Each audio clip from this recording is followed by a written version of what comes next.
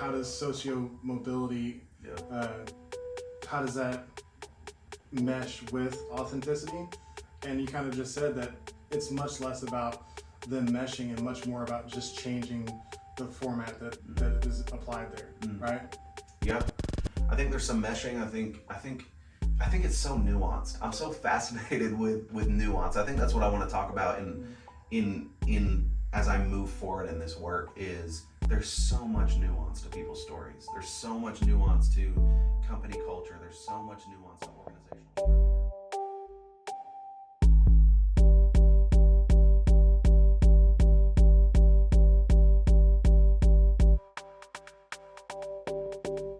Hello and welcome to Authentic on Air with Bruce Alexander. I am your host, Bruce Alexander. I am buzzing right now. Today's show just might be a monumental insight machine because today's guest has been referred to as a walking TED Talk. Taylor Doe is here to uncover some critical information we all may have missed in our stories. More about Taylor in a moment. First, today's reflection. What are the moments in your story that consistently get glossed over when you recount your life's turning points? Do you leave instrumental people out of your success stories, or omit mistakes or indecision on your own part that could have tipped the scales in your disappointments? I will leave it to today's guest to expand further on and then moments because he is the pro. However, I want to prime your mind to reanalyze your story and truly receive this amazing information. It could unlock something huge for you. As always, I am genuinely interested and would love to hear any interesting, surprising, or revelational insights uncovered, so you can hit me up on Instagram, Facebook, Threads, or LinkedIn at Authentic Identity Management. Taylor Doe's TEDx talk has reached over 150,000 views since it was posted 6 months ago. Most of these were in the first week it was posted. He is a keynote speaker who uses his unique insights to create environments where people thrive. He is known as a creative entrepreneur and thought leader, a dedicated relationship and community builder. He is who, given a different set of keys and opportunities, I might have wanted to be when I grow up. Using personality, influence, and an uncommon mastery of the persuasive presentation, he helps people and aims to make the world a better place. I will keep my monologuing brief as my guest has fit me into a busy schedule and I want to make the most out of this time. Thank you, Taylor Doe, for joining me today. Man, Bruce, thank you for that introduction, man. That was top notch. I appreciate that. Well, I mean, you're doing top notch work out there, so I want people to know who I've got on here today. Man, thank you. Yeah, it was. I had the opportunity to give a TEDx talk about and then moments, which we'll get into today, hopefully. And so, just very thankful for the opportunities that have come from that. Yeah. So now, before we jump ways deep into and then moments, tell our listeners who aren't familiar with you yet, in your own words, who you are, what you spend your days doing, and why you think I invited you to be a guest on the show today. Man, thank you. My name's Taylor Doe. I also go by T-Doe. That's a nickname I got when I was in like the 4th or 5th grade, and it has kind of stuck with me my entire life. There was this youth worker who came up with the nickname, and it just kind of stuck. So I answer to that as well. But by day, I run a small tech company with my brother. Okay. So he lives in Tulsa with his wife, and she just joined the team. So we run a software that helps people care for others. And so that's what I kind of do full time. And then on the side, do some speaking and some storytelling and some kind of thought leadership stuff that I'm really passionate about. So that's kind of what I do. I got to work in schools for many years. And so I love being around young people and kind of mentorship and things like that. Is something that I'm really passionate about. I'm also I love Chick-fil-A, but I would say I'm a Whataburger fanatic. That's kind of my personal brand. You can kind of find me there. Kind of hit rock bottom with that in college when I started getting the employee discount that I went so much. So I was always taking people with me. Like I didn't really go by myself. It was always taking friends, and so we'd order and like go sit down at kind of the same table that I'd sit at, and they'd come out and be like, "All right, well, you know what shakes would you like tonight?" My buddies would be like, "Oh, we didn't order shakes." I was like, "Oh no, it's okay." He's like, "I'll have chocolate tonight." So it was like kind of getting the treatment just because I went so much and started getting to know the employees. So I'm a Whataburger fanatic, and then maybe when I'm on the podcast, maybe relational capital. We have mutual friend Derek Sire. He was a guest. If you haven't listened to that podcast yet, you need to. It was a great conversation that you guys had. which fired me up for kind of being on today. So that was our connection for sitting here and being on the pod together. Well, thanks for listening to the episode because, like you said, I think it was a pretty powerful conversation, and I'm glad you're fired up to be here. Yeah. So you've made it your literal job to create opportunities for people who don't look like you. Why do you think that is? Man, I grew up in a household, and I would say I kind of have a family lineage of people who have looked out for others. So even my grandfather, who's no longer here, both of my grandpas were incredibly kind and generous people who were always looking around at people around them.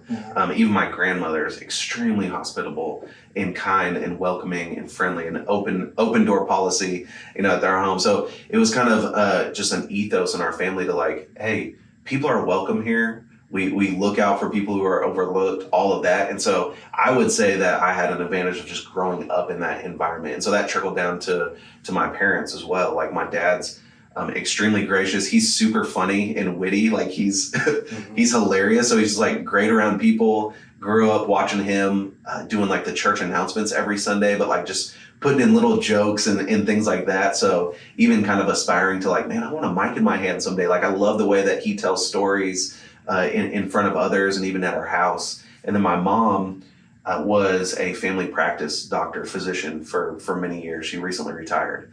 So growing up in that household of like, we'd be out in the community and her patients would come up and be like, oh my gosh, your mom saved my life, or your mom is, the most amazing person. She's caring. She listens to me, like all these things. Yeah. And then I would see the way that she interacts with people, like, we're shopping at Walmart, and she's like stops to take time and chat with, patients.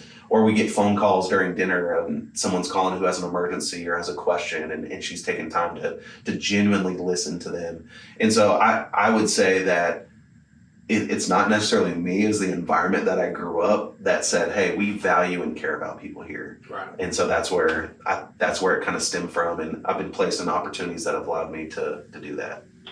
That's amazing. Has anybody else met? So my full name is Bruce Wayne Alexander.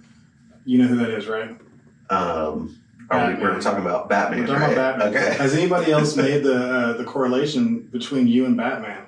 You're a tech company CEO by day, okay, and you help others at night. Whoa. Hey, I'm not going to take it that far. I wouldn't say I'm a superhero. He's not a superhero. Okay. He's a hero. He has no powers. Okay. Except for he's smart and he works hard to care for others. Okay. I mean, I'll let you say it. I'm not going to put that in my bio, but that is the first time. I can say that is the first time I've heard that correlation. I mean, you said tech company, and I was like, man. Okay. He's doing this other work. There's nothing that like flashes in the sky for me to show up, so we can say that. Okay. So, how do you define authenticity? Man, that is a good question.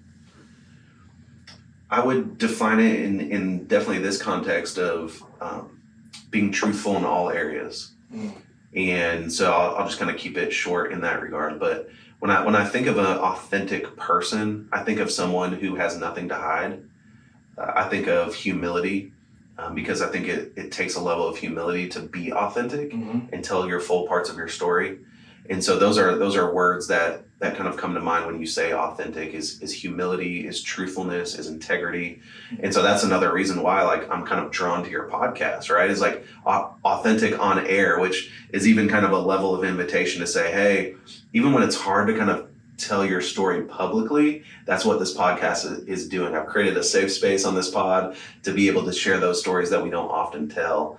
And so that's where I see authenticity showing up is kind of in storytelling, in kind of everywhere that I go. I think that's a nice brief definition. I like that. It's very good. Thanks. So we talked about our mutual friend Derek Sire, amazing dude. It was so good. We had to split into 2 episodes, and a bonus episode. There's a lot of content. That dude can go. He can, and and a lot of people can go, and you're like, "Would you please stop?" And he's one that he just kept. Kept being like, "Man, gems. Oh, that's so yes, love it." We have those conversations over Whataburger all the time. Oh, so yeah. it's like, man, we look up, it's like, why is it 1 a.m. and we're still sitting, on May over here across from Target at this Whataburger and having great conversation. So yeah, That's awesome. for sure. So we talked some on our episode about the power of storytelling. Tell me a little bit about how that ties into what you do. And I think it's almost everything I do. I love thinking about the power of storytelling. I would say I'm a marketing guy per se. Like I'm just interested in marketing and advertising and all those things. So I like watching ads. I like watching commercials. I like looking at billboards. I like hearing the way that businesses tell their stories. And I just have seen over the years the power of storytelling. Like we get told stories as we grow up that kind of we adopt and kind of take in, and then there's also stories that we tell that we project out into the world of how people should think about us.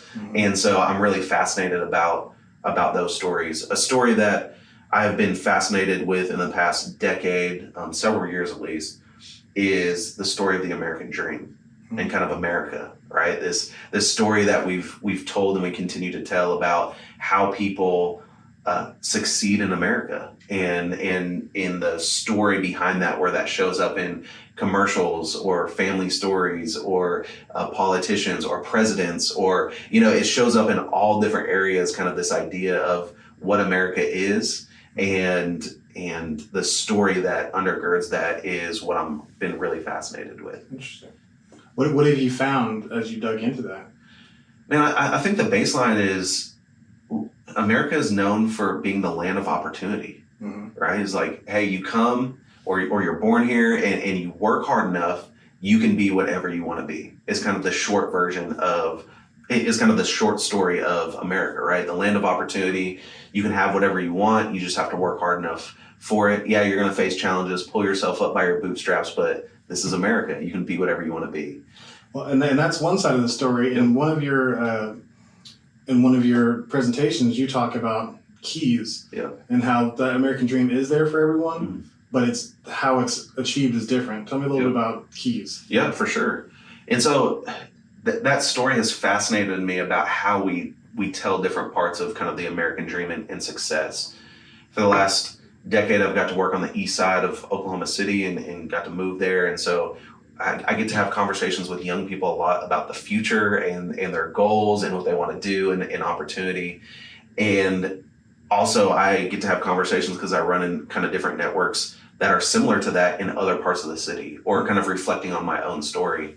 And what I've noticed is that, it's more than just hard work. Well, that's typically what we kind of say as kind of the quick, brief answer of like, hey, how do I become successful? Well, just work hard. Right. And then we kind of move on. And what I've found is that there's a lot more nuance to the story that comes into play. And so I had the opportunity to mentor some young men that become like nephews to me at this point. But they were asking this question, like, how do people become successful? And that kind of set me on the journey to kind of explore how people get to where they're at.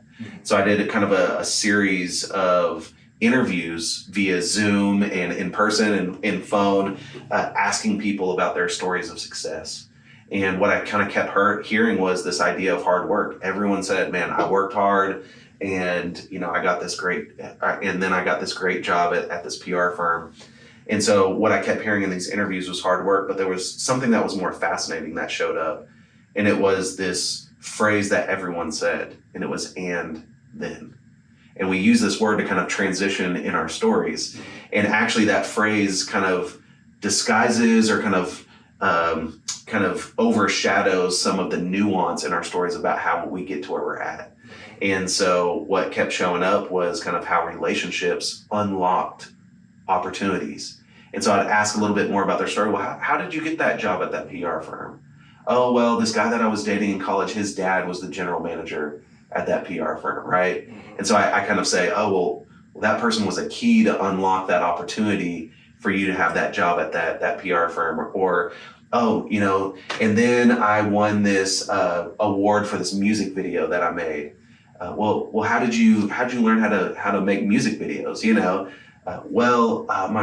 My aunt gave me my first camera. And so that was kind of an and then moment is what I say, is kind of those stories or details about how people unlock opportunity is kind of hidden behind that one phrase. Right. So why do you think these pivotal moments are so often treated like bench warmers when we recount our success stories? And I think it's the way that we've been taught to tell our story. I think as you kind of talk, and I know you know the power of storytelling is we kind of flex a certain muscle when we tell our story and kind of what we've grown up hearing. And when we get on podcasts or listen to podcasts, the stories that people tell, we kind of just naturally leave out these details. I think a lot of times some of it is for like brevity or like just kind of for we don't have time to kind of really get into it. So I'm just going to hit the high points, right? Mm-hmm. Or when we win an award and, they just kind of tell our bio of what we've succeeded in, there's not really a whole lot of time to, hey, I don't really have 30 minutes to tell you about all of the details. And so we just hit the high points. So I kind of give people benefit of the doubt in that sense. But I also think in America, it's not glamorous. There's some shame that's kind of wrapped up with the help that we've gotten along the way because of this story that we've told as America of, hey, just work hard and you can be successful. And so I'm here to say, yes, you have to work hard. I'm not taking away from that, but I want to talk about the other nuance that happens in people's stories of success. And so do you think this hints at a underlying tendency to just lack self-awareness throughout our society? I think there's some of that. I also think that there is a level of shame that comes with this. So the people that I interviewed kind of continue to fall into kind of the top 20% of earners in America. And I'm not talking about like the uber wealthy, like people who fly private and have multiple yachts and, all of that. I'm just talking about people who have the good jobs, quote unquote, right? People with benefits and have PTO and can afford a vacation and have stuff for their children and, things like that, find really like value in their work.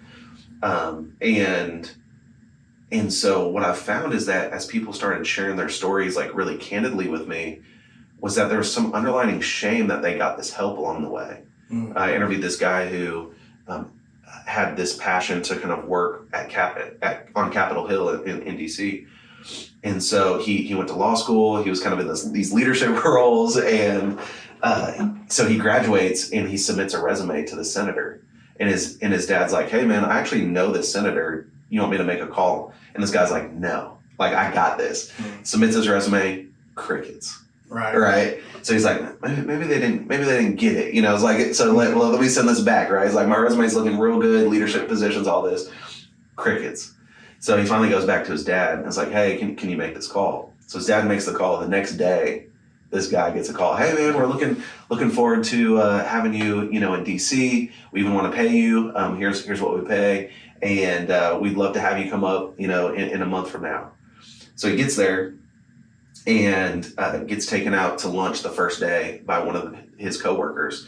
And they're sitting there and the guy across the table says, what's your story? Like, how'd you get here? Mm-hmm. The guy's like, what are you talking about? Like, I submitted a resume and all that. He's like, no, man, everyone has a story. Right. And he's like, oh, well, my dad knows, the senator from college and blah, blah, blah. He's like, okay. And, here's how I got here. And it was just matter of fact. But after the kind of later in that conversation, it's like, man, I feel kind of a little bit shameful that I didn't really earn this position, right? It's like I did because I went to law school and all this, but my resume alone didn't get me in the door. And so there's kind of some shame with that, which I think causes people to not really tell those parts of the story because it's not glamorous because we're not taught to share about the people who have helped us along the way. Do you think it's important now that you've done all this digging, uncovered all this stuff? Do you think it's important to change the way we tell our stories? Oh, 1,000%. I think that's what I'm going to be dedicating a significant amount of time towards. And what I talk about when I go speak and take time away from my community and my family and all of that to do that, that's what I'm inviting people into. Mm-hmm. Is authentic storytelling. Yeah. Because I think what that does is when we tell a more authentic story is it provides some light and some truth to how people get to where they're at. Yeah. So when I'm talking with young people, they're not just thinking, man, if I just go out here and grind and I put in all the hours, like it's gonna happen, which yes, there is a chance that happens, but I also need you to know, I need you to continue to work hard, but I also need you to know these 3 people that you're looking up to have more to their story than what they've said. right? Like they're leaving out these details and you're just going off of the things that they've said or the things that they've publicly shared, but there's more to the story. And so I think when we tell our full stories of success, that actually brings truth and authenticity to the broader narrative of how people become successful in America. So there's almost like there's a cheat code that everybody who's been become successful has had and has not, maybe not intentionally, but has been kind of keeping a secret. So as we're talking about these young people, they're trying so hard to get there and they have no idea that there's this hidden thing. And so you're kind of pulling the drapes back on that and allowing it to get light for the entire world to see. Yeah, and I want to do it in a way that's empathetic and compassionate, right? It's like there's one way to approach people and another way, and I want to approach people in compassion and empathy and create a safe space to say, hey, it's okay to tell your story here, because I know there's other places that aren't, and you won't get rewarded for telling this, and you might be viewed a certain way, but I think that it's so valuable to the national narrative to be able to tell about and say the names of the people who have helped you along the way. So for me, obviously it's my parents are one of my and then moments. They've created so many opportunities, showed up for me in so many different ways. When they could afford for me to go to college at OU. While I was there, I roomed with a guy named Daniel. Daniel's mom was senior vice president of HR at this energy company here in OKC. I had started kind of a campus ministry or organization at OU that she thought was cool. And she was like, hey, you need to meet our community outreach person for our company. And so she made that introduction, and that introduction turned into an internship, which turned into a full-time job. Wow. Right? So because of Daniel's mom, Mary, she was an and then moment for me to open up a door, to give me a key to unlock an opportunity to then turn it into a real great career that I loved, which allowed me to work in schools on the east side with it. So, and then kept showing up in my life. So as I was researching for today, I stumbled across you talking to Oklahoma City School Security Chief Waylon Cubitt.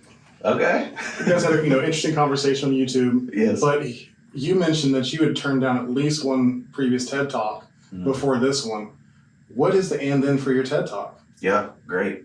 The and then for my TED Talk is I know both of the organizers for TED here in Oklahoma City. Okay. So one of the guys' name is Brian. Brian runs a group of entrepreneurs, kind of a collaborative in Oklahoma City. And so I've been a part of that group for many years. And so that was my connection to him. And then my other buddy, David, who I think I don't really remember how we met, maybe through church or kind of some other networks. He's become a close friend. And they were both familiar with and then moments. I've had the concept for a long time, just didn't feel like it was time for me to share kind of publicly. So privately, I've kind of been doing interviews and bouncing the idea off people, and they loved it. Like, hey man, this is a TED Talk. Like, you got to share this. And so they actually invited me to do one several years ago. And that was before I didn't want to share anything that I've learned for 10 years. Yeah. And so just kind of serve and show up and do that while I was on the east side of Oklahoma City. And so they actually asked me kind of in that 10-year window to do a TEDx. And I was like, hey man, it's not my time to speak.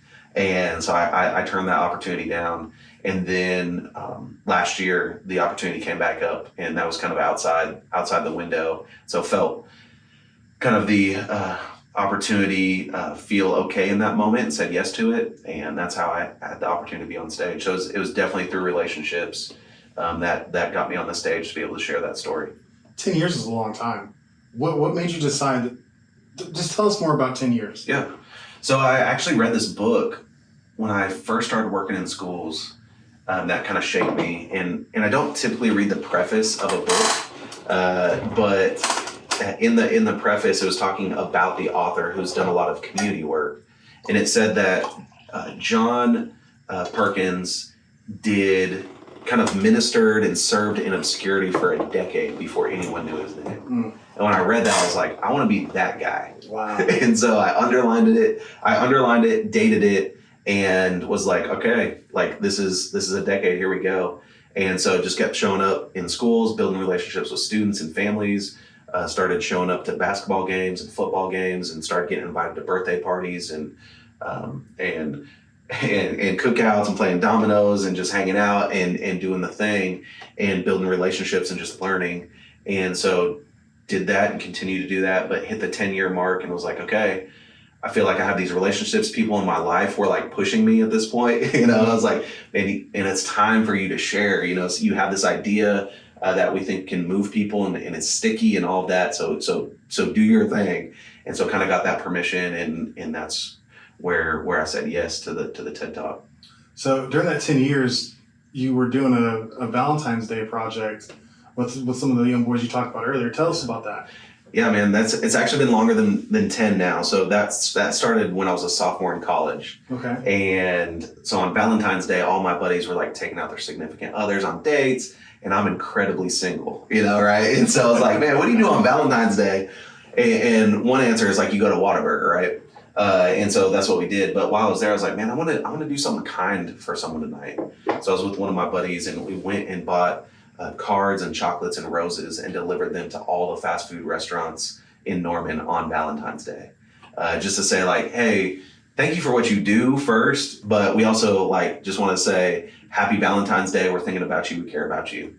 And that first Valentine's, like, and ladies would like start crying, come out the drive-thru to give us hugs. We started going in, giving hugs. These were kind of handwritten Valentines and all of that. So that's been going on for 15 years. So we called it Fast Food Valentines. But before we fast forward to how that carried out, yeah, where did that idea it's simply amazing. Mm-hmm. Where did that come from?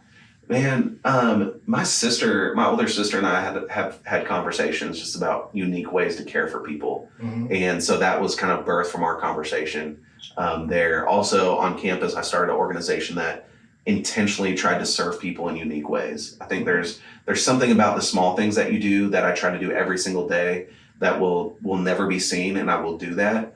And then there's times where I think we can invite others into serving in unique ways. So for this organization that I started at OU, each football season, 2 or 3 home games, we would buy a whole bunch of pizza and dessert and drinks, and we would go serve that to the people who had to clean the football stadium after the football games. It was like we just trash the stadium, right. And then it's pretty much temporary workers, like temp workers who clean the stadium after. And so I connected with the manager, and he's like, yeah, man, a lot of our people like don't have cars, and our lunch break is at 2 a.m. And so like places are closed. And so people just like don't really eat. So it was like, man, we're college students and we're up at 2 a.m. And so it was like, we just ordered a bunch of pizza and all that, and we'd take it to the stadium, and they would just like call the employees to like one of the gates, and we'd just like hang out. We'd like play music. Wow. We'd like chill. We brought Uno, it's like we're just hanging out. It's like their lunch break, right? At 2 a.m. Wow.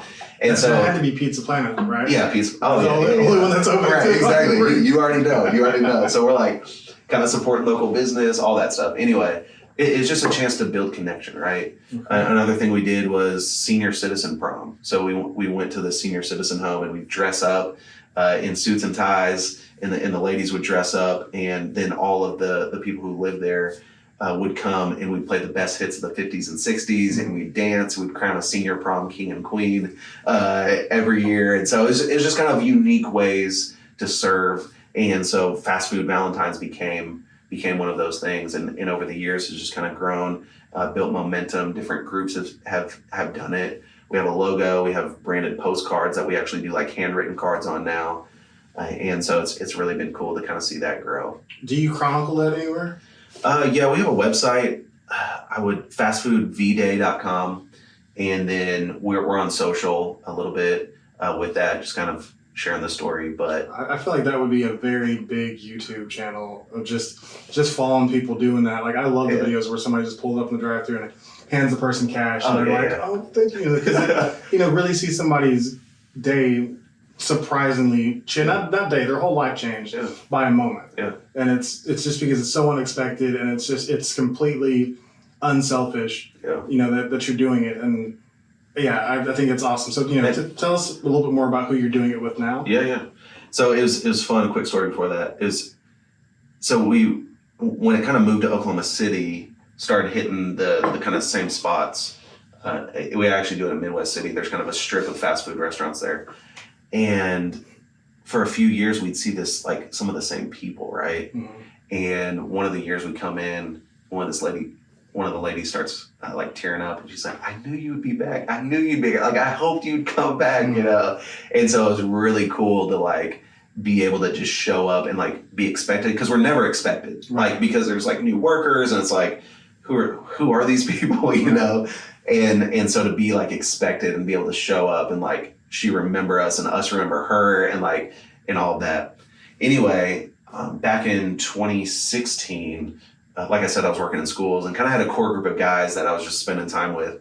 Well, they found out about fast food Valentines. And so they're like, hey, Tito, this is our year, like to do this. We want to do it. And so we had to step it up a little bit. We rented tuxedos. We rented a limousine, which we hadn't done in the past. Right. We kind of did gift baskets and roses and all of that. And so I don't know if you've ever been through a drive-through in a limousine before. No, I have not. That sounds like a unique problem. Yes, Yeah. it's a unique problem that you kind of have to think ahead of, like, okay, where do we park? Because a lot of times we go in now, just because the guys are wearing tuxedos and they love dressing up. And so it's been really cool to see just like the guys in the way that they compassionately care for the ladies that we get to give these gifts to. And so in doing that, you're teaching these boys, these, East Side boys, about giving. That's one great thing. But you're also giving them an opportunity to do something that they may never get to do. That wear a tuxedo and ride in a limousine. Wow. Tell me a little bit about the impact of that. Man, I mean, the way you feel when you dress up, like there's something different about it, right? Like the way when you wear a suit, even the way you walk changes, the way you talk changes, the way it's like I kind of joke about it, the way you dance changes. Like we're always dancing and doing all that. Like just when you get dressed up, like the conversations we have would shift. And so I think it's a kind of a mindset thing. I think it's seeing yourself in a way that you don't typically, and I think that's for anybody, right? Not just for East Side kids, but it was special to kind of like to be able to do the limo and do it multiple times and have the media show up, right? So they're getting interviewed on all the big news programs they made on the front page of the Oklahoman, right? And so even the ability to practice like being interviewed and sharing about an idea, like there's all these kind of practice reps, things that you get to do with just an event like that. I want to back up and say, yeah, they are learning about generosity and kindness and all this, but these guys were already that. Right. So I don't want to take too much credit for that. These guys are already compassionate. They're extremely generous in what they give, even in that they don't have much. Like I've learned a lot from them in the way that they give with stuff that they have or the lack of. Sometimes it's like, man, why'd you just share that? You don't even really have much of that going on right now, and so I mean, one of those is one of the guys that does Valentine's DJ. He works at Cane's, right? And so when you start off, you're not making that much money, all this stuff. And I would see the way that he would give to homeless people some of his money, or he'd go buy food and do all this, because that was something that was close to his heart. And so, yeah, I think I invited them to care for people in a unique way, but they're doing that every single day. And I would say I'm learning from them and have learned from them over the years. I mean, that speaks to your humility a lot, though. Like, your openness to continue your journey of learning. And I think that's an excellent thing. You talked about the conversation shifting. Not only does that tux give you a different feel, it helps you change your mindset and see bigger things in your future.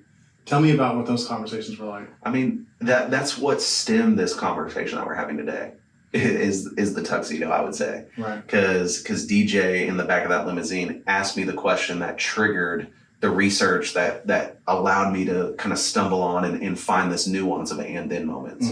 So he asked me, he said, Tito, I want one of the good jobs when I get older. How do people get the good jobs? Like, how do people become successful? And in that moment, and I know a lot was happening, but I didn't have a great answer for him. And I know what America, the story is telling him, right? Work hard, pull yourself up by your bootstraps.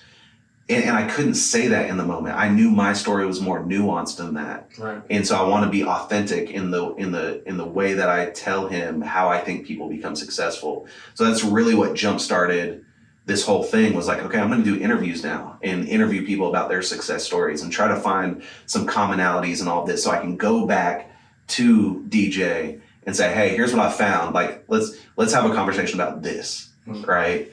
And so that was really the birth of it, was some young men in tuxedos dreaming about the future, asking about what it takes, and me not having an answer, that wanted to provide them an authentic answer that really jump-started this whole journey. So if you have, when did you go back and start giving them that information? And I don't think it was a point that I like went back and like sat down as like chapter 1, Right, you know? right. I have a relationship with these guys. And so DJ has actually lived with me on and off throughout the years, and his younger brother, Darius.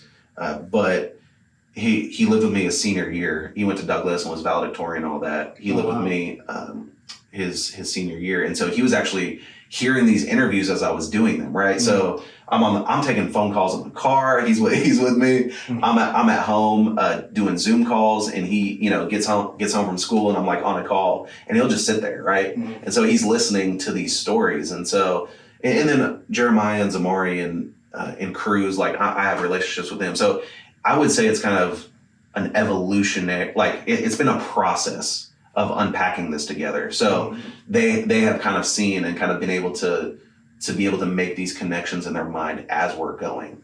And so as I'm crafting this story of and then and being able to do this TEDx talk, that was kind of version 1. You only have 15 minutes, 16 minutes to do a TED talk, right? So I had to cut a lot of stuff to get down to like the core of what I'm trying to say.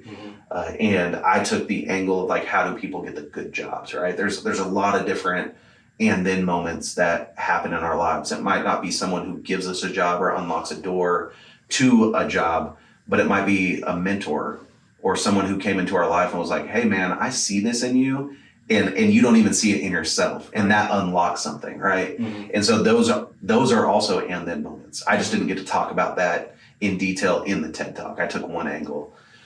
So they have kind of seen the evolution of the content, of the things that I'm finding out. And then they're watching me as I'm figuring out how to tell this to the public, right? There's certain words that I don't say, that I don't want to say, that I think are triggering, or kind of a flashbang that people just shut down when you start talking about certain topics. And so I've tried to be very intentional in my storytelling as I kind of walk people through how I think opportunity is unlocked, as well as what I think we as individuals can do for others.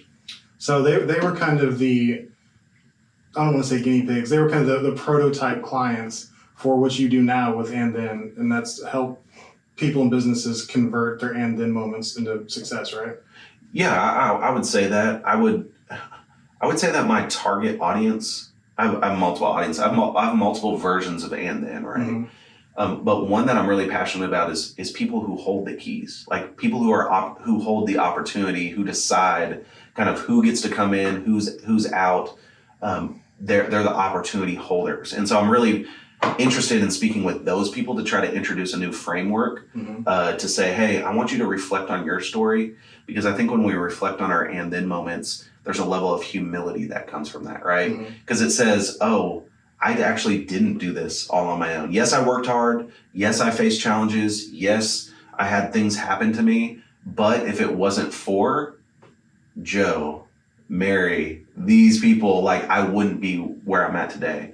And in my hope and what I've seen as I've kind of shared this is there's a level of humility that comes when you do that work to reflect on your story, that then says, hey, because I've been given or people have unlocked doors for me, I want to unlock doors for other people who historically haven't had those doors unlocked. Excellent.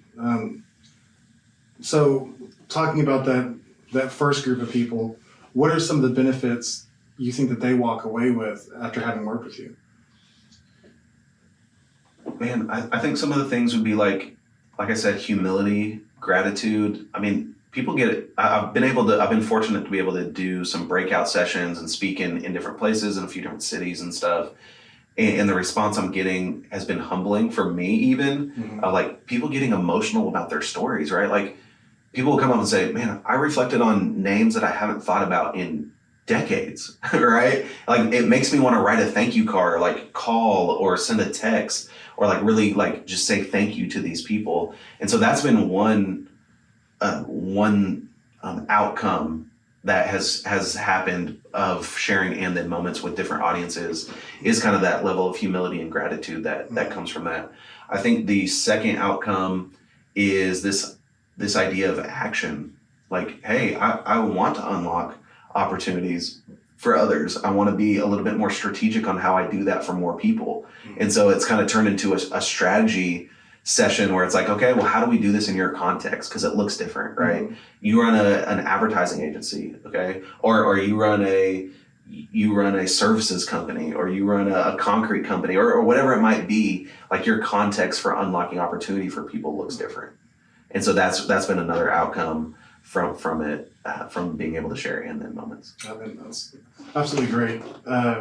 So you traverse these, multiple cultures as you go through this mentoring and then and your corporate and your back east side working with kids. Do you ever struggle with your identity when you're doing this? Do you ever feel fake as you're moving through these different cultures? Man, I've tried to be authentic everywhere I go, and I've actually seen the fruit from that, I think. So, I mean, this is a great question. Thank you for asking that. I think one of the things that I've seen on the east side is people come in who aren't from the east side who try to be something that they're not. And people can sniff that out pretty quickly, right? Right. And so I think from day one, I've just always tried to be like, here's who I am. And I try to be a person who's kind and compassionate, and I love to have fun. So that's also another thing where it's like, we're doing these school-wide assemblies in front of hundreds of kids each week, Derek Sire and I. And we're playing music and we're high-fiving kids as they're coming in. We're doing student of the month. We have a positive word that we're talking about. We had the hot seat crew, which was our 6th grade leadership development, where we're like putting mics in their hands so they can practice public speaking and leading the school. And so I think as I was engaging with people, I was like, man, this is just genuinely like who I am. Right. And so I think that has also translated into corporate and into my personal life, and even with my neighbors of who I live around. I mean, I'm being goofy at the schools, like on a mic, and then literally not even the next week, I'm wearing like a snowflake suit and emceeing the Christmas party for our corporate, energy company, right? Yeah. And so it's like, this is just who I am. I'm not goofy like that all the time, but that's part of who I am. Is like, I want to create environments where people have fun, also feel safe, are able to be their full selves. And so that has been something that hopefully I've been consistent on from even my time in high school, maybe as I became more self-aware in college of that, and then even post-college of kind of navigating these different cultures and environment of like, man, I think what I've learned from my parents and my grandparents is how to be a listener. And so I've always been in a place where I've like asked more questions than I've done talking. And then I just watch and try to learn. And so, yeah, I didn't grow up in Black culture. I grew up in a predominantly white community and graduated with mailman. Love it. That's good. My wife told me he might knock today, but he didn't. Yeah, he didn't. Sweet. I think he tried to ring the doorbell. He saw us recording. Maybe our doorbell doesn't work. Okay. I'm aware of that. Anyway. And so I've enjoyed navigating different cultures and socioeconomic statuses and all of those things. I've been so fortunate to find myself in those rooms. And I think when you're authentic, good things happen. I agree.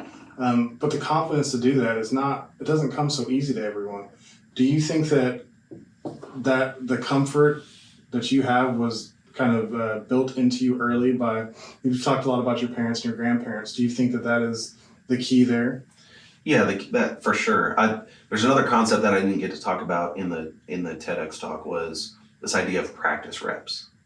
So I had it on my list. I was going to get you. Really? Yeah. Okay. I did my research. Okay, man. Yeah, you're in this, man. I love it. So I can skip ahead. No. It kind of just flows right here. Around anyway. Okay. So. Is this idea that what I've noticed is people who grow up with safety nets kind of have this chance to have what I call low stakes practice reps. And it's the ability to practice and become good or become comfortable with something without the fear of completely crashing and burning. And so, for example, I grew up in a neighborhood with semi-affluent people. Like, I mean, there's doctors, lawyers, people who worked in corporate America who kind of lived in our neighborhood. So I grew up like being around people who naturally had like influence and power in the community. And so people like that didn't really intimidate me because I was just like, oh, that's Thomas's dad, you know? And so I had these practice reps of being around people in authority of those positions. And so when I would get around them in other environments, I wasn't as nervous. When you're not as nervous, you can be your full self, and you're not performing in a way that is hindered in any way. So for example, like back to my story of getting the job at the energy company, I got introduced to this guy named Greg, who was head of community outreach. Now, I'd never met Greg before, but I'd met 1,000 Gregs. Right. Right? I had practice reps with guys like that. Like, we were almost wearing the same thing when I came in, and kind of know the humor and knew where to sit and all this because I had these practice reps. And so I think it kind of correlates to what your kind of initial question was kind of this idea of authenticity. Is I've had these practice reps along the way to like kind of really feel out like, what's my fake self and what happens when I put my fake self out there versus here's a practice rep where I get to be authentic and here's what happens. And so I've kind of had these things over and over again that just reinforce, hey, when you're your authentic self, like good things have happened along the way.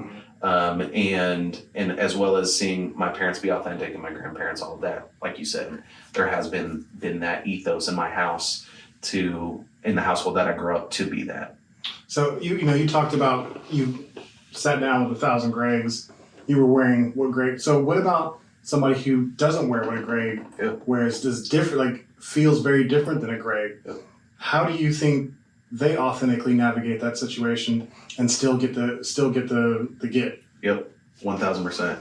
And what I would say is I actually want to talk with Greg and not the dude coming in. So I think who I'm interested in kind of circling back is the people like Greg who have and hold the opportunity. And so I want to introduce a narrative to him, a story to him to say, hey, the people who might come through these doors who don't look like you or I or dressed the same way have extreme value and will provide extreme value to your organization, to your company, to your initiative. It's just not the mold in which you're used to or maybe most comfortable with, right? And so, yeah, there's probably some conversation that I can have with the guy who's sitting on the other side who doesn't dress the same, who might not talk the same, all of that. There might be some of that, but I want people to be their authentic selves. And so I actually want to talk with the person who holds the key to say, hey, I want to shift your mindset and your lens on how you view these things. And so that is a question where it's like, what would you tell these young boys to do to be successful? And I'm like, man, I tell them to work hard. I would tell them what I was told. Work hard, have fun, explore, be curious, ask good questions, all of these things. And then I would go to these adults and say, hey, you are the gatekeepers to these different opportunities. I need you to understand that there are people who have immense value who are getting looked over and left out because they don't fit this certain mold. And so, yes, I want to talk to the person in the seat who doesn't fit the mold per se, whatever that means. But I also want to talk to the person who's the key holder. And I think that kind of goes to answer another question I had, and that was using some of your own terminology. How does socio-mobility, how does that mesh with authenticity? And you kind of just said that it's much less about them meshing and much more about just changing the format that is applied there, right? Yeah, I think there's some meshing. I think it's so nuanced. I'm so fascinated with nuance. I think that's what I want to talk about in as I move forward in this work. Is there's so much nuance to people's stories. There's so much nuance to company culture. There's so much nuance to organizational structure in how people get to where they're at, and that's what I want to have the conversation about. And so as I'm listening to these kind of national narratives that are playing out in both the political and both kind of the entrepreneur grind, mentality, is there's so much nuance to every single conversation that's happening, right? And I want to be the person who has time and takes time to slow people down and ask those nuanced questions that allow them to share kind of the more truthful story. And so that's kind of where I would say I'm sitting and kind of moving towards is, yes, there's a meshing, yes, there's kind of a complete change that needs to happen in certain environments, but I'm more fascinated with the nuance and how that gets played out. I've often said, not so much on this show, but just in my life, that whenever it comes to conversations of equity and opportunity and justice and whatever, that men like yourself, white men of any sort of affluence, are the silver bullet. So you taking on this yoke of trying to change the system, I think it's so important, because I can be angry, irritated, frustrated all day at the system, and people don't want to hear it from me because they don't understand. You can't understand what I've been through. You, on the other hand, you're looking at the system and you can just see the flaw and explain that to somebody who does look like you, who does. It's like, well, you lived my same experience and you see it. Maybe I'm not looking at it right. And it completely changes the perspective of a conversation. It's not about anger anymore. It's about efficiency. It's about functionality. And that, I think, it's such an important way to have that conversation, to actually make change. I think one of my prayers have been, one of my prayers for many, many years has been I want to be relevant in the streets and on the golf course. And so I want to be able to translate and communicate in both of those environments, right? And so I've been fortunate to be in both of those environments and kind of translate between the two. And I think Derek Sire does this amazingly well. He's a cultural translator, and I want to be like that. And it's something that I strive for. And we have a lot of conversation around that of sometimes multiple cultures miss each other on different things because that translator isn't there on kind of both sides. But I want to be relevant when I'm talking with my guys on the east side, as well as I want to be relevant when I'm on hole 7 with a business owner and, multimillionaire who wants to do good, doesn't understand why people aren't working hard and doing these things that I can empathetically storytell that unlocks some new knowledge for that person. And so that's been a kind of a guiding thing for me as I've navigated multiple cultures and classes, is I want to be that voice in the room that people ask, well, what does Tito think about this? And I've been very fortunate to find myself in the last few years being able to do that. And I think that's amazing. I think that you're doing it. Like, to have an opportunity like a TED Talk and to put this out there on the level. And I think that you did a pretty good job of condensing what could have been a 2-hour-long presentation into 15 minutes. And I've definitely felt the power of what was there. Like, I enjoyed watching it. It was interesting, but it was also persuasive. Well, unfortunately, I'm not the one who holds the keys. Like, the only key I hold is to my front door coming into the studio, which hopefully this will be a platform of change, and it will, for sure, provide healing and growth for people. Right now, it's just a thing that I'm doing. But let me push back on you a little bit, because I do think you hold more keys than what you think. Okay. And I think that's something that I have found, is that some people underestimate how many keys they have. And maybe I just do not a great job of explaining what that might be, but I think you have more connections. I think that keys and then moments are the way that we speak with people, right? The way that you are investing in the lives of young people, maybe even the people in the neighborhood or your family, or even your friends or your friends' kids, or whatever that might be. I think you can be keys for people outside of unlocking like economic opportunity. There's other forms of and then and doing that, and that's speaking encouragement over people. That's this podcast could be an and then moment for someone, right? It's like, man, I listened to episode 32 and it literally changed the way that I thought about the world. Like, I thought I wanted to be an engineer, and now I'm doing this because I listened to the podcast. Right. That's a key. Yeah, absolutely. You are putting keys out into the world for people to pick up. And so I think you have a lot more keys than what you might initially say. And the relationships that you are going to be building through this podcast are going to be even more. Right. And so what I say is that I think opportunity is compounding in America. That as you move through different doors, you kind of gain these more you gain more keys. You don't lose them. But we live in a society that feels like you can lose them. So people start hoarding their keys and kind of, like covering them up, not sharing them, keeping them to themselves or kind of their small group. When in actuality, when your kid joins a competitive softball league or team and you're sitting in the stands with other parents, those are keys. Right, you're building relationships with new people and new networks that can unlock opportunity for other people. Right. So I think it's the way that we kind of view our world as we move around is we are gaining new keys, and the hope is that as we give out more keys, we continue to gain them. I think that's how I want to live my life. Right. I don't want to live my life in a way that I'm hoarding things and I'm hoarding keys and relationships and ideas and all that. I want to be someone who's known as being generous in offering these keys to the people that I meet. And I definitely think you are being generous. It sounds like for maybe 10 years you were hoarding a little bit, but you were just gaining legitimacy. And I think that was a really special thing to do, especially, going into the East Side and now speaking on behalf of a people that that isn't necessarily your own. Yeah.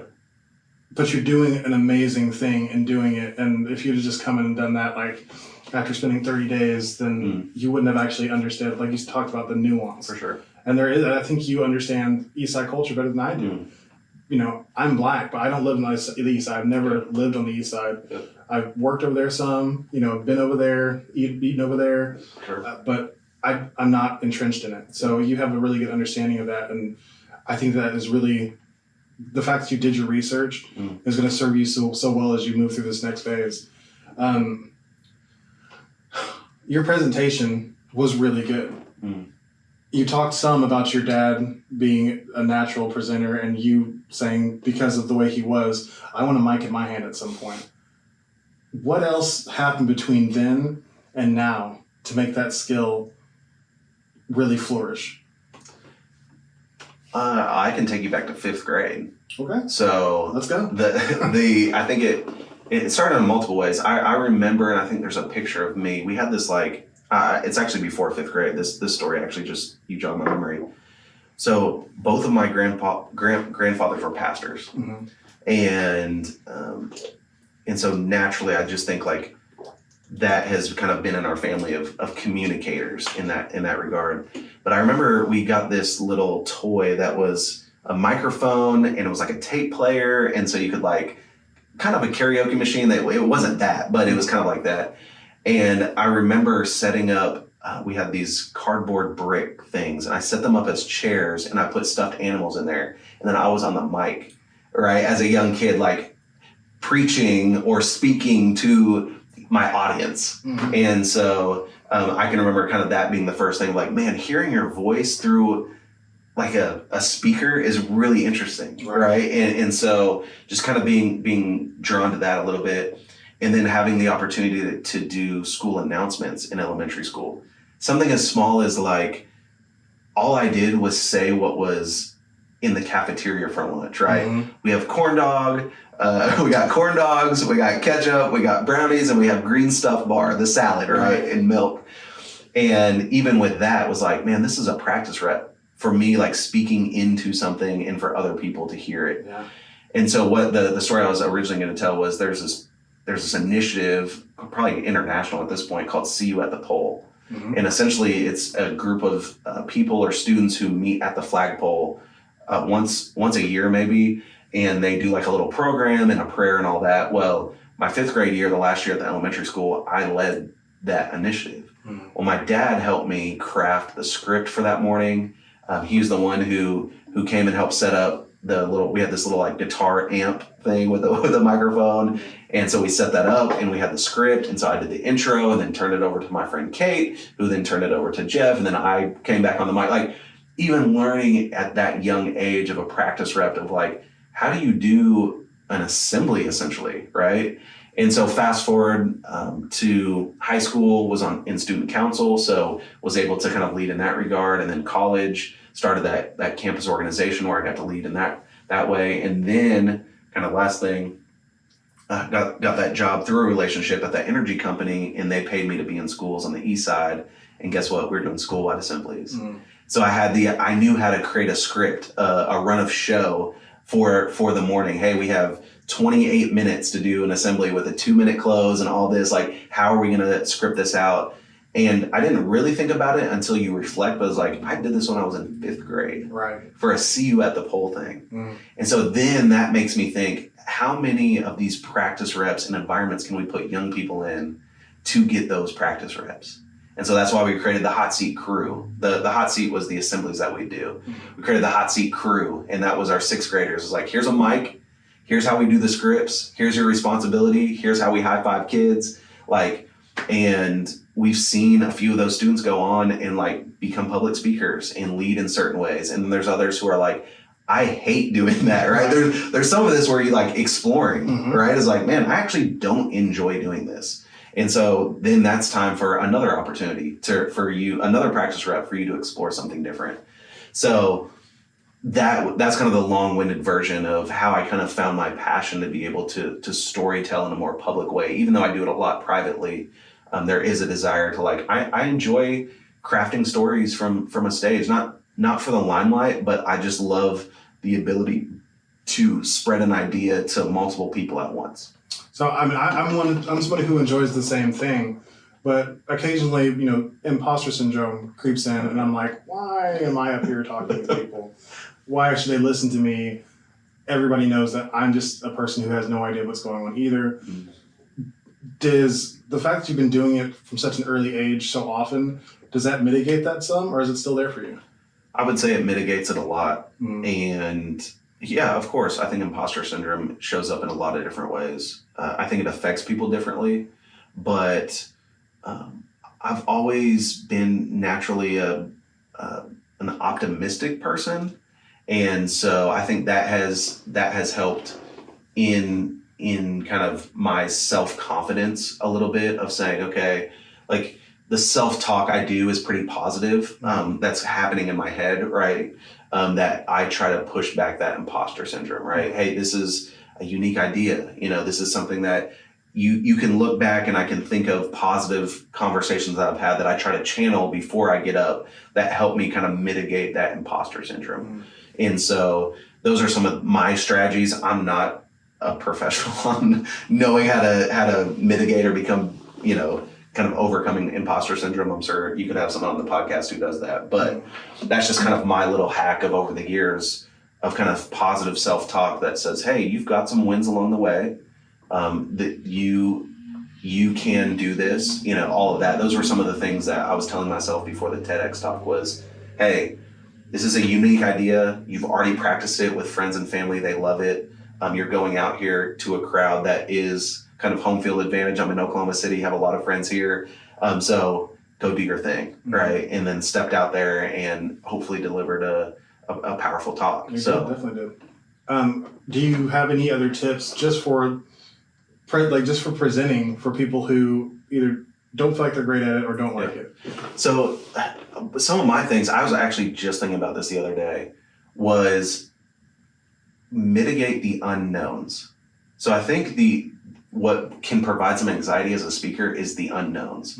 And so I do things that I prep in private so that when I'm in public, I am ready to go, right? And so last week, I just got a new speaker bag. I bought a bag that I carry, right? So I've been carrying this backpack. I'm finding myself in more corporate environments and in settings. So I bought this pretty nice briefcase, right? And I have a checklist of things that I pack for every single one of my speaking engagements. One are extra adapters for my iPad, because I take an HDMI cable. I have a backup pocket projector in case the projector goes out. I have, I know how many keys I am taking because I give out these kind of brass keys. All of these things, I have a list. There's probably 20 things that I take. And that mitigates the unknown for me and provides me a level of peace that if something goes wrong, I have a backup and I know what's going to happen. And the other thing is I ask good questions going in, right? I ask who's going to be in the room. There's kind of some pre-call, discovery call that you do with a client before I go speak to ask all those questions. age range, who's going to be in the room, status of like, are we talking to managers? Are we talking to like executive leadership? Are we talking to entry level employees? That's going to dictate what I say. So trying to mitigate the unknown will bring you a lot of peace before you go into the space. Last thing I'll mention is I got to travel this past summer with a company. They do these sales summits around the country. And so I was doing a breakout for them. Well, each city was a different environment that I was speaking in, different room. And so I got there the night before, and I would actually go to the room where I was speaking, the ballroom or whatever. And I would look at the room, right? And see, okay, these are circular tables this time.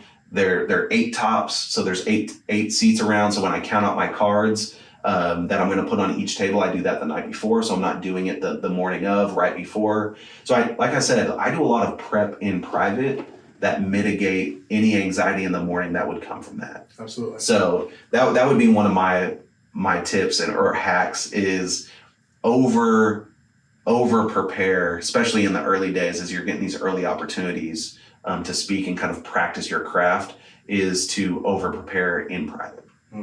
In coaching authenticity at work, that is something that I would cover, is that preparing, knowing the information, like being comfortable with it, not just, it's like, I'm pretty sure I got it. Know it, like absolutely know it. So that's not a doubt that you have whenever you step on stage. For sure. There's so many other factors that are happening in the room.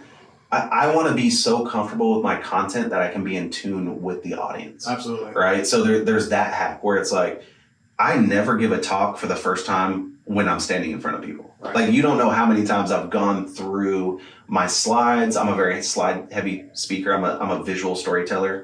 Like when I tell the story of fast food, like you're seeing Fast Food Valentines, you're seeing pictures of us doing that, right? As I'm talking.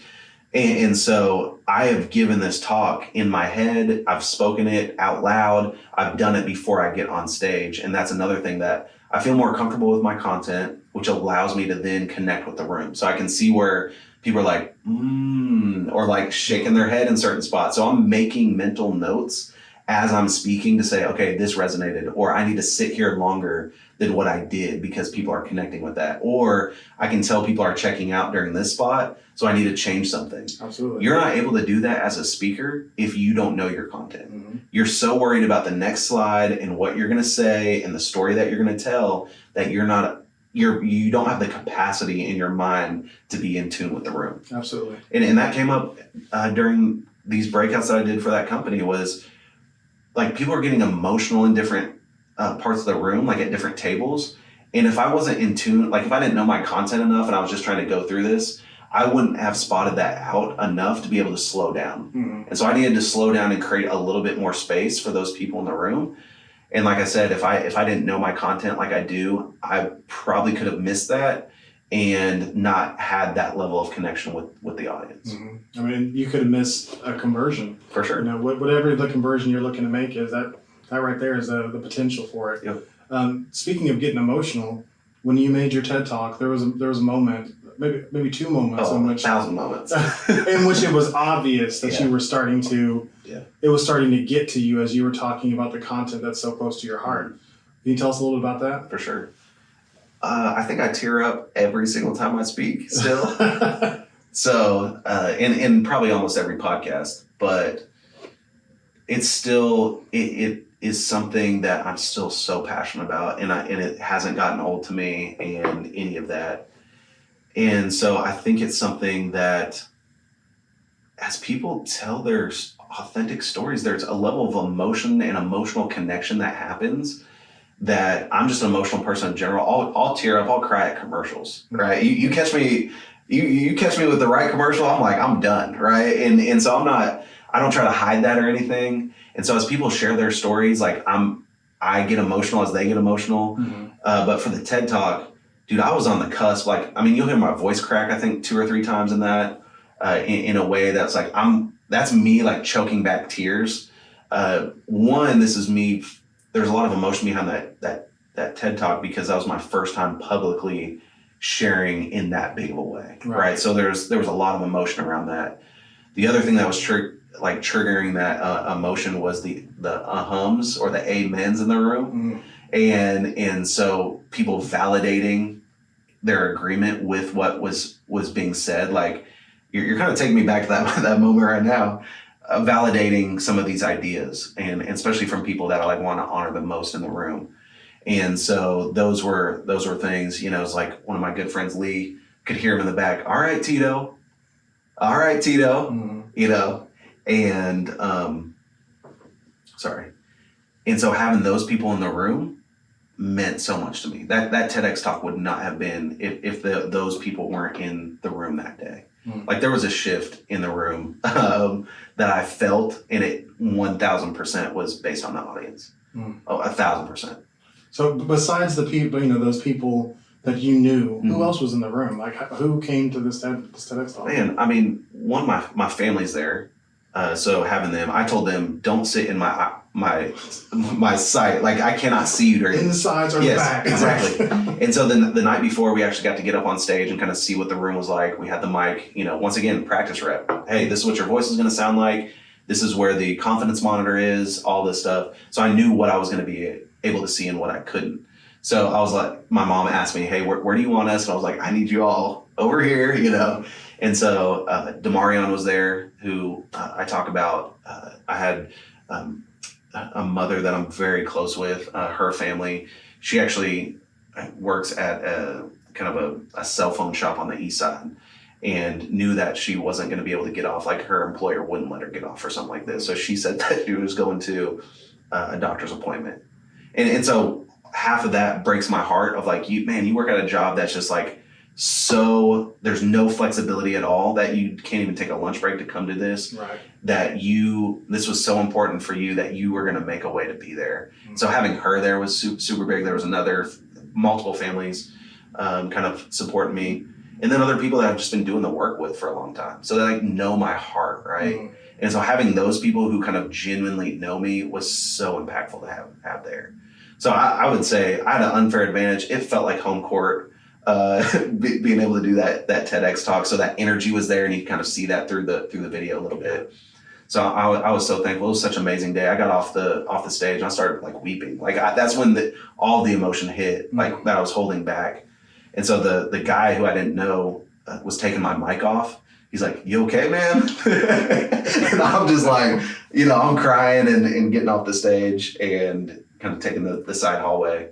But it was amazing, dude. So were those tears just the accumulation of being able to have that engagement and share this thing that's so important to you with so many people? Is that just hitting you? Yeah, that was hitting me. It was my grandfather had passed away, and I was still wrestling with that, and I got to tell part of his story. Mm-hmm. There were people in the room who I'm trying to honor, and I was getting real time feedback from that, and so that was hitting me.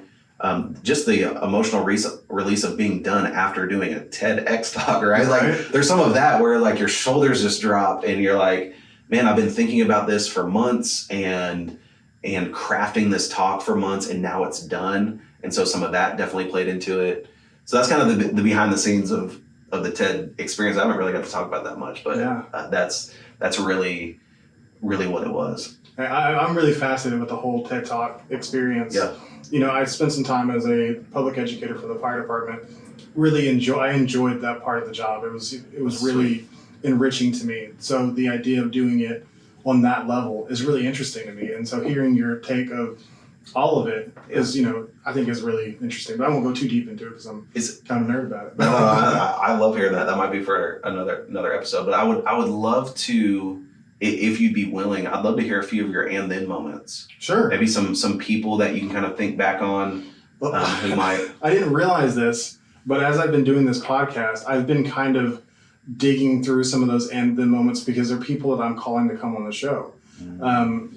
One of my most recent ones was Derek.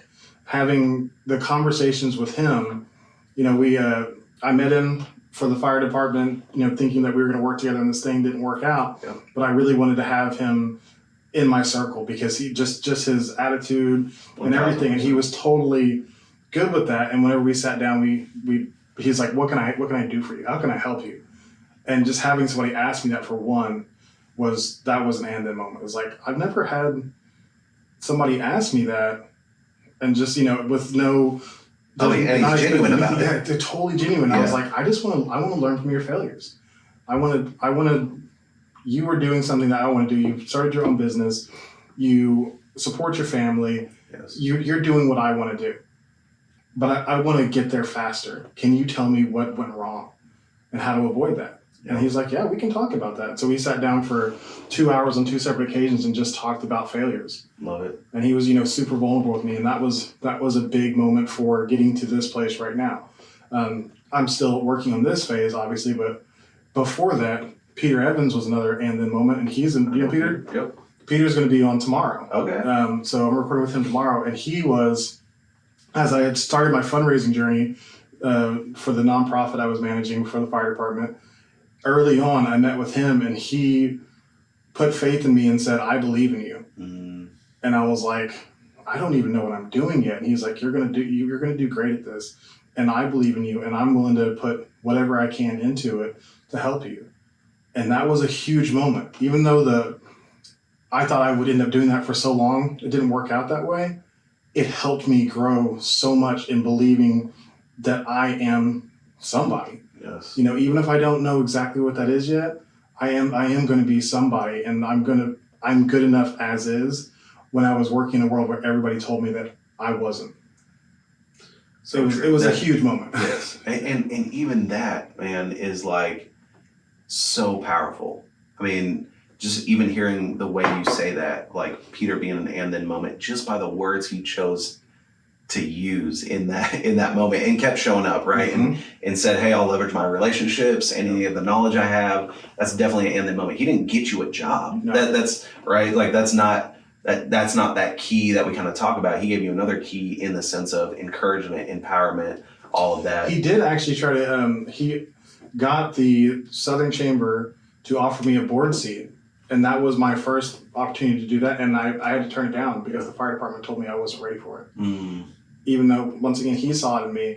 I was doing everything in my mind to be able to do that. But because I was not a good fit with the team yet, I needed to focus on working with my team. Gotcha. Who did not want to work with me. So, once again, it wasn't the right season for that. But the fact that he set up that opportunity made me have a massive growth and belief in myself. Yeah. Another and then moment was my neighbor who lived across the street, Regan Shorter. She was I recorded with her earlier this week, and that episode will be out probably the week before this one. So she never said anything explicitly. She was a creative who, as I was going to school, doing photography, learning graphic design, I'd ask her questions and she would volunteer her time. I had to do a photography, like a photo shoot with somebody I didn't know that well, and I chose her.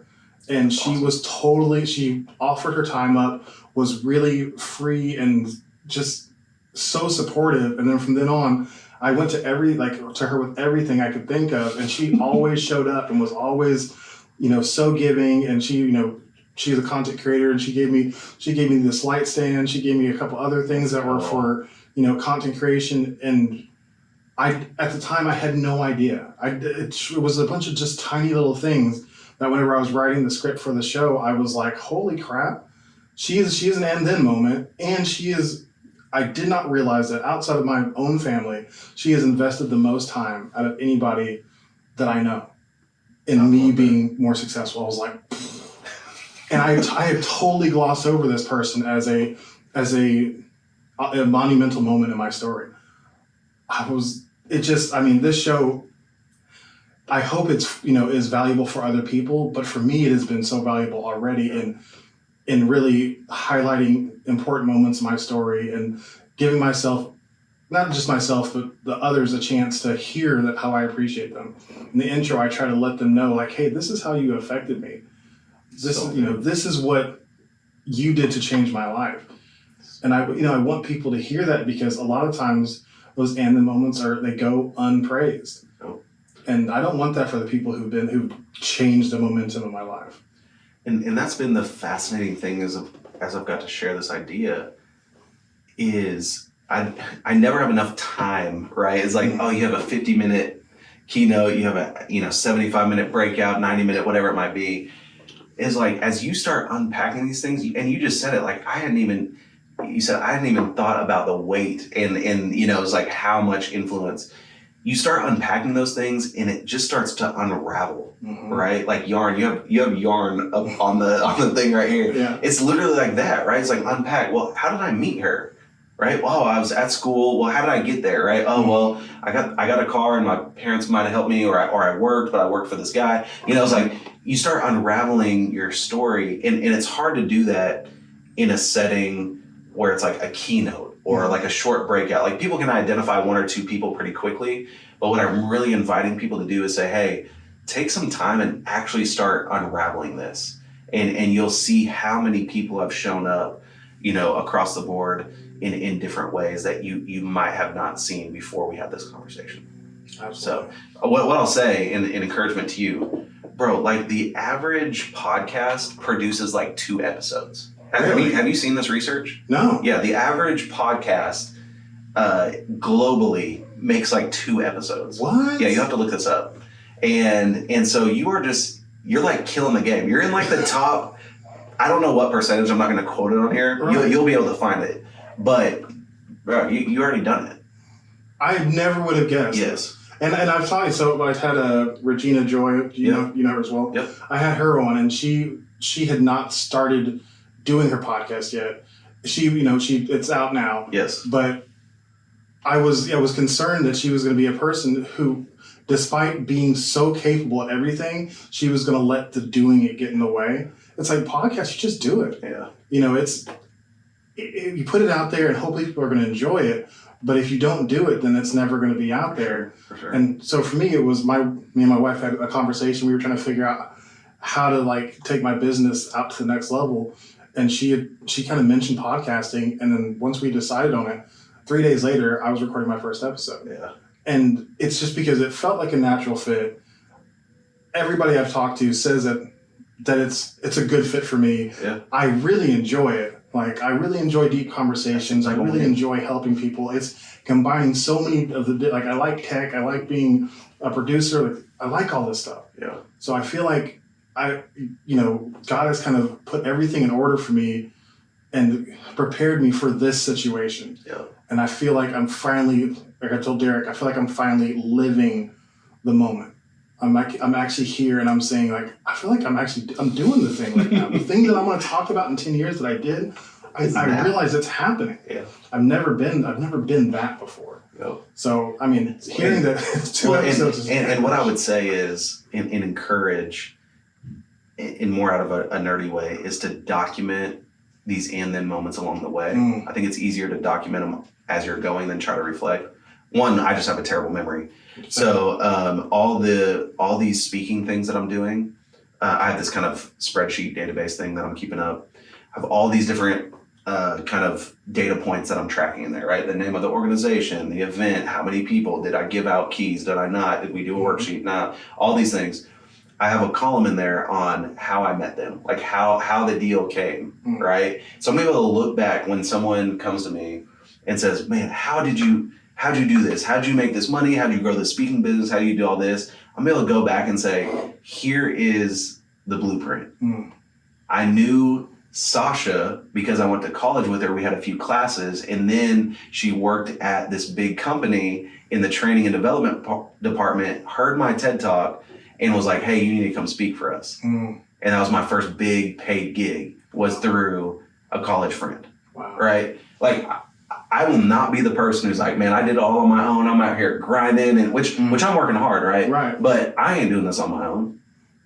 I'm not even on this podcast on my own. Derek Sire was like, hey, you should have Tito come on the podcast. And you decided, I was like, oh, okay, that's a cool idea. Shot me the message, and that's why we're here. So that's I keep a list of podcasts as well, too. That's in my podcast notes. How many podcasts have you done so far? And I mean, I don't know. More than Small 10? handful, maybe 10, not that many. So I'm still new to this game too. I mean, I've co-hosted a podcast, probably 20 episodes of one. Okay. And it wasn't my podcast, just co-hosted. And then I've probably been interviewed on 15 to 20 total podcasts. I don't know. Wow. That's to me sounds like a lot. I haven't been on any other podcast, so yeah. I mean, you're a good guest. Well, so, thank you. Hopefully, if you enjoy doing it, you can do lots more, and lots of people will hear what you have to share. Cool. I'm going to be respectful of your time, and we'll start to wrap up here because we're almost at the end. Sweet. Is there anything else that I didn't ask you that you want to share? Man, one would be, I love what you're doing.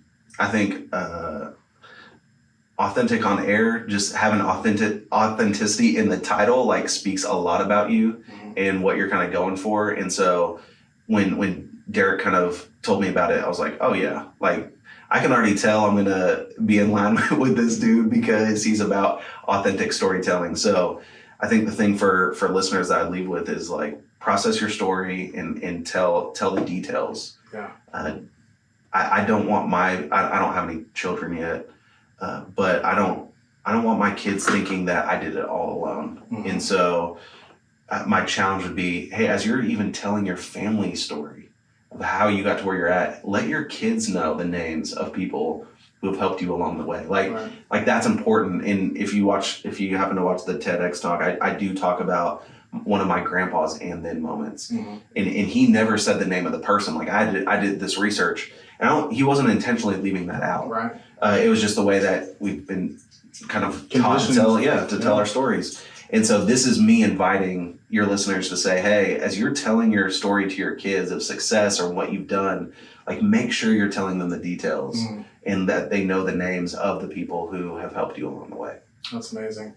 So if people want to learn more about Taylor Doe, where can they find you? And I'm on social media, trying to post a little bit more. That's kind of the next phase of storytelling for me. It would be on the internet. I've done a lot just in person and through relationships over the years. So figuring out that on social media, but just Doe on Instagram, and then have a website, andthenmoments.com is another way to, if you want to have a continued conversation. Or I love just hearing people's and then moments. So if you've heard this episode and want to share about a person who has impacted your life, you can hit me through the website and shoot me a message. I love hearing those stories. So awesome. Well, Taylor, it has been an absolute pleasure. I mean, this conversation is exactly what I built it up to be. It was absolutely insightful, and I appreciate you coming on. To my audience, if you enjoyed today's episode, please give it a like and share it with someone else you think could benefit from it. Also, check out earlier episodes, especially our episode with Derek Sire that we mentioned earlier, because it is an amazing conversation, and that'll help support the future creation of great content. Subscribing would be a great idea because we've got huge things coming. Next week, I've got Emmy Award-winning rapper and activist JB on, and KOKH Fox 23 Adam King news anchor. Don't forget to like us on social at Authentic Identity Management, Instagram, Facebook, Threads, and LinkedIn. You can also head over to The Authentic Bruce at YouTube for a podcast video with bonus content and impactful clips from my conversations with these great guests. Finally, if you are struggling to show up as yourself in your content, your work, your family, or your life, I would love to help you.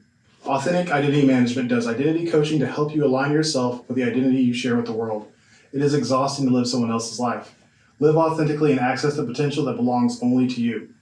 Contact me on social or email at bruce@authenticidentitymanagement.com for a free 30-minute consultation. That is it for today's episode. Until next time, be yourself and love yourself. Bye. Killed it. That was great, man. Killed it. It is 10:01, so I don't know if you I'm not sure if you know what your schedule looks like, but a few minutes, if you're in a few. Man, that was fantastic. Well, thank you. As far as podcasts go, how does that rank? Do we do it right? Yeah, conversation is smooth. Things that I think about because I'm a designer as well. I love graphic design and setup. My thought would be, I know you don't want to edit much video. What I've seen in different spaces, what I try to do is keep camera like eye level. And so with that, I would probably lower the camera a little bit in that regard. I don't know, space-wise. And then also I think a lot about lighting. So just kind of thinking about shadows and all that as you're kind of getting your studio, more set up and acquiring new equipment. Like, I know it's a process. Yeah, absolutely. I bought a new new light kit this year, just because I'm on Zoom calls all the time and all that. So I think through a lot of that visual stuff. Right. So I did get to watch. I listened to the Derek episode, but then also jumped on the YouTube just to see the visuals there. And so that would be probably my only thing. Can I add? Derek's my second guest, right? No, he's my third guest. Yeah, Aaron was my second. Yeah. I can't remember if I added this light, which is not a whole lot, before or after him, but it made a big difference because that my first episode, this light coming off my car. It was awful. Yes. So, but I obviously would love to put more production value into it. Yeah. But I'm trying to one tiny step at a time, or else I would get sucked into it. For sure. And I need to look like the Flagrant, or I need the whole studio, and I need to have Joe Rogan that's I think what keeps people from actually doing the thing, right? Mm-hmm. They want to be at that level out the gate, and so that's what I appreciate about you is you have a great setup. This is phenomenal. So my wife totally, because I had been working in my bedroom. That's where my office was set up, and this was her space, and she was like, we just kind of talked it out, and she was like, well, we can move this sideways, and you can interview people in there, because she really wanted to support the podcast vision. That's dope. And so she sacrificed her space, not all the time. She's still totally welcome here, but whenever it's recording, she's that's all about it. It's it's huge. Yeah. I don't know what I was going to do. I was I really want to have people walk through my house and go back to the bedroom and record with my bed sitting there, and it's even if someone had to sit on the bed for it to be a natural conversation, this weird. Yeah. And this turned out perfect. No, this is great. Great setup. I love what you're doing. I would love down the road. I would love to practice, if you'd be willing, on kind of that podcast takeover idea. Yeah. So I think it'd even be funny for me to record the intro. Oh, really? So it's hey, you're hearing a new voice. My name's Taylor Doe. I'm the podcast bandit. I take over podcasts. You're on Authentic on Air. This is who you're tuned into. Okay. Today I have a great guest on. I got Bruce Alexander. And so I think it's kind of would be a funny change where you're you press play and you're I'm not even hearing it. There's a different voice. Mm-hmm. And all this, and then I would love to kind of get into your story if you want to share that. Right? Yeah, absolutely. And tell me where you grew up. It's more of a biological interview where it's man, I want to hear where you grew up. I want to hear about your friends. I want to hear about what was your first car. Mm-hmm. I want to hear about what was your first job. How did you get that? Kind of track your story up until the podcast. Okay. And that allows you to say some things like we kind of mentioned earlier. It was and share your story in a way that might be a little not awkward, but just different if it's just I think this is an amazing idea. And so that also gives you the chance to say, hey, will you ask me about these things, right? These are some of the things I want to talk about, that it feels a little bit better when someone asks you about it rather than you just talking about it. Mm-hmm. So it's okay, give me the 3 things you want to highlight. We'll kind of start weaving that in, as you tell your story. Tell me about the fire department. I kind of heard through Derek's things didn't work out the way you thought it would. Let's talk a little bit about that. It's what led you to start your business? Okay, well, how did you guys get this mic set up? What about my dude who wants to start a podcast on the east side but doesn't know where to start, right? Tell your authentic story there. Absolutely. Man, we had this money that, we had on the side that allowed us to buy these mics, or maybe, my neighbor gave me the light from across, or the stand or whatever it might be. I think people need to hear those stories. Absolutely. Of man, I have young kids who want to start podcasts, and what does it look like to actually start when you've done it and you've produced multiple podcasts that have been great. Man, thank you so much for saying that. That's awesome. It would be easy to not do, listen to 10 minutes of one and be all right, I kind of get what this is about. Yeah. But you've obviously taken the time to listen to episodes, and I really appreciate that. And I feel like it helped our episode be better because you understood what I was going for here. For sure. And that's, it's important to me to remember what I'm going for here, because I can get sucked into just being interested in people and then just go completely, off and not be talking about authenticity at all. Yeah. Nothing in the realm of it. Yeah. So you would. I think we stayed on topic. I love the part. I think it was a great.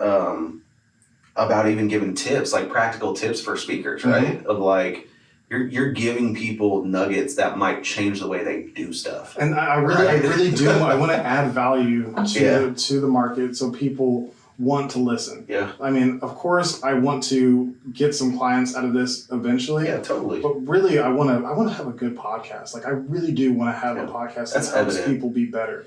Dude, that's so evident because we've both heard podcasts that is just like a sales pitch, right? Yeah. And you need to pitch. You need to continue to do. It's like the closing, all that's great, but I'm talking about something different. Yeah, and you know what I'm talking about. As soon as you do it, the questions are all circle back to their thing, all of that, and you can tell, like, man, this dude is just here to try to sell something, and you definitely do not have that vibe at all. Well, that's so good. That's excellent to hear, yeah. Especially from somebody who's been on so many podcasts. You've done it multiple times, and for sure. If it were looking like that, you would definitely feel it. Yeah. And you probably tell me too. It was like, that was kind of pitchy, bro. Yeah. No, it wasn't. I think the last thing I would say, and I get this from my brother, who I had the company with, is sound buffering. And so you kind of have a little echo in here that you can hear, and they make the sound dampening material that you can put up, and that will really help with kind of that echo that you have in here. And the echo's not bad, but I think you will hear hear it clear up in the mic if you kind of get some of that sound dampening material. I looked at a couple of different things that. Once again, I was trying not to make it too cost prohibitive because for sure. I'm definitely in the initial phase in my 1000%. business, and we're not like my wife is doing virtual assistant business, so she is bringing in some money, but I have not brought in any money yet, so I'm trying to spend as little as possible. Totally, I get that. Oh yeah, so you're like I got what I got. Like we about to interview these people, so. But I'll definitely keep all that information moving forward and trying to, add smart things to improve the quality over time. And I listened to the audio and I edit and post and try to make sure it sounds pretty good. I don't edit the YouTube video as much. I try to just I try to just get that out. For sure. On the most recent one that will be posted next week, I just used the podcast audio in place of and so it should sound better on the video. Nice. I mean, you might have heard a difference if you watch both, but I'm trying to do smart things and use be efficient. So it's like if I edit the audio, just sync it up to the video and for sure. And it's. I heard you do the clap and saving you some time on that edit. Yes. For sure. So what exactly does your tech company do? We have built a very simple software for pastors and their teams to manage pastoral care. So as they're making visitations to the hospital, as they're making house visits, phone calls, checking in on their people, they log those interactions in our tool. Really? So kind of notes about the conversation, things that they want to remember. They can assign follow-up tasks to themselves or other people in the team, and then kind of big life milestones they can track. So it's kind of like Slack for pastors? Or no, Asana. Maybe Asana. Yes, more. Yeah, maybe more Asana, and kind of a relationship management tracker. Wow. So maybe more of like a CRM, customer relationship management, which you probably heard.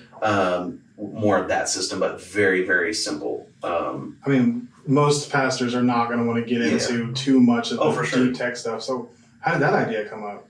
When I was working at that energy company, half of my time I was doing community outreach. The other I was doing employee care. So I was responsible for sending flowers and baby baskets to employees who had a baby, or we did food and handwritten cards for employees who lost loved ones. I was having conversations just with a ton of employees and needed a way to stay organized and kind of track those details. So I was like using a spreadsheet, that didn't work. I used a CRM, that was too cumbersome. Tried to manage it in my email. That was never, it was like, so it was just like trying to piece these things together. And then I reached out to some clergy friends and they were like, man, we just using a spreadsheet. We got a dry erase board on the wall that we write names, then we erase it. So there's no care history. So that's when I went to my brother, one of my brothers who's just a wizard on the computer, and was like, hey, I have this idea for my work that I'm doing, as well as I think kind of a broader religious community institutions who are kind of tasked to care for their people. So, and is it pretty successful? Like, yeah, I mean that's I what feel that's like what we the do full time. The market is definitely there, and they have the money for this type of thing. I mean, I feel like their churches often have too much money that they don't have anything to do with. Yeah, So we have churches of all sizes. So you get churches who are the opposite of that, right? Mm-hmm. Smaller churches, hey, it's like we'll do Notebird, but we are strapped for cash a little bit. And then you have other churches that don't bat an eye. Mm-hmm. But yeah, that's what we do full time, pay the bills that way. And then my speaking stuff and training stuff is just on the side and kind of extra, which is great. But I do want to kind of grow that side of my business. The speaking is a separate business. Right, of course, and so I have a separate LLC for that. And so going to try to grow that over the next few years. But is your ultimate goal to go there sell the full-time? company? Yeah, we'll sell the tech company probably in the next 2 or 3 years. It's kind of our goal. Do you have a valuation already? No. We kind of have a ballpark of the kind of user count that we want to get to, which we think could warrant, the dollar amount that we'd want. I mean, because it definitely has viability in other areas as well. For sure. Talking about, you said as customer outreach, Yep. very similar, then maybe social work could do something similar. There's a lot of totally. It's a very cool thing. Yep. I try not to get too nerdy whenever I'm on the podcast, but I want to know more about his tech company. It's like I'll just ask him about it after. That's really cool. Yeah, I don't for my public reputation or image, I don't talk about the tech company much. It's not something I want to be known for per se. It's going to be something I sell in 3 years, and it's not going to be I don't find my identity in that. Mm-hmm. I'm really passionate about opportunity in America, and so that's what I love talking about. So I was I can nerd out over relationship building and kind of this tool that we built and all that. I'm happy to do it, but it's not something that I even really talk about. Since we're a tech company, we can sell to anyone. So I don't have to feel like I have to sell my network here in Oklahoma City. They don't really know what I do. We have customers all around the country and internationally. So is that doesn't need to be a part of my image. Right. So I don't really talk about it that much, but I still have a lot of fun with it. Like I said, my sister-in-law joined our team a month and a half ago. And so that's been really great to have another team member. We're trying to stay small, kind of lean startup principles. Mm-hmm. It's kind of lean startup is a book, kind of a movement. And so we're trying to stay as small as possible and kind of systematize our process. So whenever you have the IP is your brother and he's a wizard, you can keep low overhead because he's design a system for that. Yeah. Make it smarter. Yeah, and for sure. If they can do it, then you can keep scaling up and not have to bring on more people. So And so I wouldn't have been able to do this if I didn't have him, right? Yeah. It's expensive to develop technology, especially when we kind of started.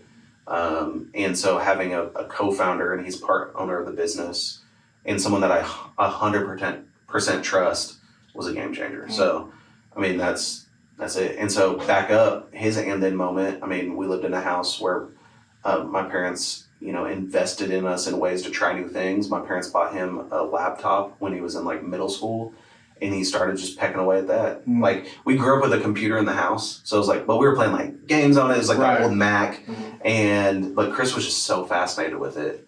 And then my parents got him a laptop, and he started to learn how to code. And so in middle school, he's like building websites for nonprofits in Bartlesville. Wow. The dude's a wizard, man. Like, so he went to OU for a year and a half. It was like, man, the stuff they're teaching here is like basic. I'm out. Like, so he didn't graduate and has had a great career before starting the business. And so we enjoy doing that. Can I look at this book real quick? Absolutely. Which one? Is this dude, Amelia Bedelia? Can I take a picture of Absolutely, this? man. It's hilarious. I remember this from elementary school. Me and my daughter read, my youngest, were reading Amelia Bedelia yesterday. That is hilarious. And she asked me to get obviously, The Stinky Cheese Man. That's a classic. Dude, Amelia Bedelia, I've not heard. I'm going to message my